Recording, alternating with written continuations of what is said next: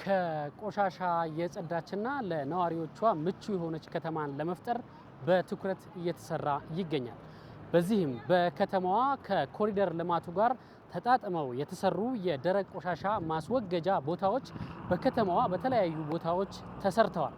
ለመሆኑ ህብረተሰቡ እነዚህን የደረቅ ቆሻሻ ማስወገጃ ቦታዎችን እንዴት እየተጠቀመባቸው ይገኛል?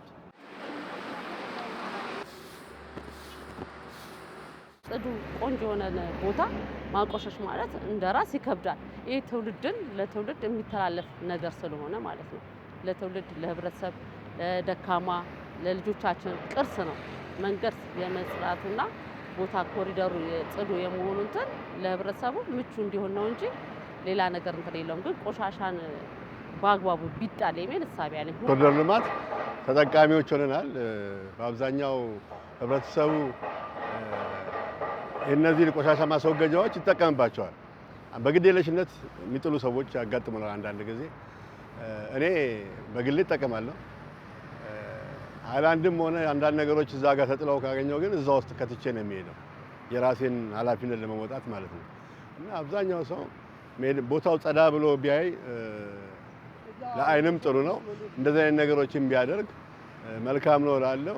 ኮሪደር ልማቱ በጣም ለኛ ጥሩ ነገር ሰርቶልናል ማለት ይቻላል። ከብዙ ቆሻሻ በጣም ተወግዶልናል፣ በጣም ከሚገባው በላይ እና ጥሩ ነው። እኔ ራሴንም ጠቅሜ ቤተሰቦቼንም ማስተዳደርበት እንደተፈጠረልኝ ነው እንትን ማደርገው። ከዛ አልፎ ተርፎ ህብረተሰቡ ሌሎች ምንም የሌላቸው ሰዎች ወደዚህ ኮሪደር እየገቡ የራሳቸውን ኑሮ ሁኔታ እንዲገፉና የተሻለ ኑሮ እንዲያገኙ ተደርጓል። ኮሪደር ልማቱ በጣም ቆንጆ ነው። ለኛ በጣም የስራ ጫና ነበረብን። በተለይ እዚህ ቸርቸር ላይ በቃ ከዚች 5 ጋሪ 10 ጋሪ ነበር የምንደፋው። አሁን ግን ያው ተሻለ ስራ ነው ያለው። በጣም የኛ ለጉልበት ስራችን ቀንሶልናል። እነዚህን የደረቅ ቆሻሻ ማስቀመጫ ወይም ማስወገጃ ቦታዎችን ከመጠቀም አንጻር በህብረተሰቡ የሚታዩ ክፍተቶች ምንድን ናቸው? ሁሉም ኃላፊነት አለበት። እኛ በግላችን እንደዚህ አይነት የሚያደርግ ሰው ሲያጋጥመን እንመክራለን መደረግ እንደሌለበት። ደንብ አስከባሪዎች ስላሉ ብቻ አይደለም ያንን ነገር መጠበቅ ያለበት፣ ለራሱ ሄዶ ማስቀመጥ አለበት። ህብረተሰቡ አንደኛ ነገር የኔነት ስሜት ሊሰማው ይገባል። ሁሌም ኮሪደርም ሲለማ ቆሻሻም ሲጣልም የኔነት ስሜት ሊኖር ይገባል። እኔ ከቤት የማወጣውን ቆሻሻ ኮሪደር ላይ ወይ ደጅ ላይ የምጥለው ከሆነ እማበላሸው የራሴን ወገን የራሴን ህብረተሰብ ነው። ከኔ ይውጣ ብቻ ባይባል። ሲቀጥል ደግሞ ዴስቲቪኖች በአግባቡ ብንጠቀምባቸው እንድንጠቀምባቸው ተሰርቶ በጀት ተበጅቶለት አይደል ነገር የወጣበት ከራሴ ኪስ ነው ከማህበረሰቡ ኪስ ነው የወጣውና ዴስቲቪኖችን ብንንከባከባቸው። ውሃ ይደፉበታል፣ ዳይፐር ይደፉበታል፣ ወረቀት ምናምን አይደለም እና የጠርሙስ ስባሪ ያስቀምጣል። እሱ የጠርሙስ ስባሪ ደግሞ እኛ እንኳን ጓንትም አለን በጓንትም እናወጣለን። ግን ለማህበራት ደግሞ በጣም ጠንቅ ነው። ማህበራቶች አሁን በሚቀበሉን ሰዓት እናቶች እንደዚህ በእጃቸው ነው እንትን የሚሉት። በዛን ሰዓት ግን እነሱ እጃቸውን ይቆርጣቸዋል።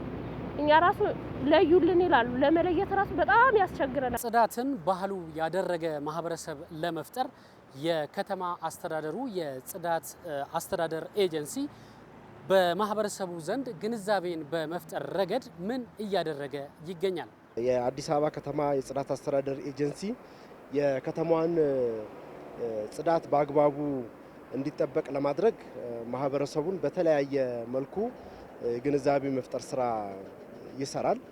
አንደኛው እንግዲህ ግንዛቤ ከምንፈጥርባቸው መንገዶች ቤት ለቤት ባለሙያዎችን በመመደብ በ119 ወረዳዎች ግንዛቤ እንዲሰጡ የማድረግ ስራ ነው የምንሰራው።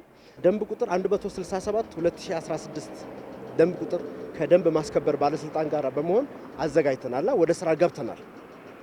በአሁኑ ሰዓት ህገወጥ ቆሻሻ የሚጥሉ ያለአግባብ ቆሻሻ በየቦታው እንትን እያሉ አካባቢን የሚበክሉ ቆሻሻ የማይለዩ እንደነዚህ አይነት ደስትቢኖችን የሚሰርቁ የሚያበላሹ አላግባብ ደግሞ መተው ማስታወቂያ የሚለጥፉ ብለን በደንብ ቁጥራችን ላይ አስቀምጠናል። ለምሳሌ ይሄንን ደስትቢን ያለአግባብ ያለማንም ፈቃድ ወደ ህጋዊ ስልጣን ወይም ደግሞ ኃላፊነት ካለው አካል ውጪ ይሄንን ደስትቢን ቢያነሳ ቢሰርቅ እስከ 50 ሺህ ብር ቅጣት አለ።